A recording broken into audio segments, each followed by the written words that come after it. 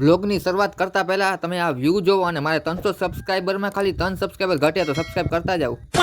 તો મિત્રો મારું નામ છે પિયુષ અને સ્વાગત છે તમારા બધાનું આપણા નવા મિની વ્લોગમાં. મિત્રો હરિયાળીનું કારણ એક કહું તમને, રાત્રે આવ્યો તો મારે ફૂલ વરસાદ, તો વરસાદમાં મિત્રો પાણી ભરાઈ ગયું જગ્યાએ અને મિત્રો આ સુંદર નાળા જોવો તમે ખાલી. ગામમાં આવા વસ્તુ હોય ને તો મને બહુ ગમે. અને હું નાસ્તો લઈને નીકળી ગયો ઘરે જવા માટે. તમને એક વાત જણાવી દઉં કે મને હે ને મિત્રો ચા બનાવતા એક નંબર આવડે છે. તો કોઈને ચા પીવો હોય તો કોમેન્ટ કરી નાખજો. ને પછી મિત્રો આ છે વિદ્યાનું ઝાડું. આમાં તો વિદ્યા આવે, મારા વિદ્યા આવી જ નહીં. આ છે મિત્રો સીતાફળ. તો સીતાફળના વૃક્ષ જોઈ લીધા ને પછી હું નીકળી ગયો તો મહાદેવના મંદિર જવા માટે. આ છે આપણા ગામનું મહાદેવનું મંદિર. તો મિત્રો મંદિરમાં મિત્રો સુકૂન મળે. અને આ છે આપણો ભાઈબંધ. તો ભાઈબંધ ભેગા રામ રામ કરી લીધા ને પછી આપણે રમવી ગયા પબજી રમીને મિત્રો આપણે લાગી ગઈ ભૂખ. પછી તમારો ભાઈ બેસી ગયો નાસ્તો કરવા માટે. મિત્રો નાસ્તો ખાઈને મસાલો ખાવો જ પડે. પણ મને એમ થયું કે મસાલો ખાતા ખાતા તમે ખાલી બૈડા ડુંગરનો વ્યૂ જોવો. તો મિત્રો મેં મજાનો વ્યૂ જોઈને પછી તમારો ભાઈ હાલીને નીકળી ગયો દૂધ લેવા માટે. મિત્રો દૂધ લઈને પાછા આપણે મૂકી દીધો ચા. અને મિત્રો ચાનો કોટો ચડાવ્યો. પછી આપણે રેમાં પબજી રમીને મિત્રો રાત પડી ગઈ હતી. તો જમવાનું બનાવવાનું તો મમ્મી કે લીમડો દઈ દે છે. લીમડો તોડીને મમ્મીને હાથમાં સોંપી દીધો ને પછી હું લેવા ગયો દૂધ. અને મિત્રો તમને મળીએ નવા મિની વ્લોગમાં. સબસ્ક્રાઇબ કરવાનું ના ભૂલતા, મારા કાલે જાવ.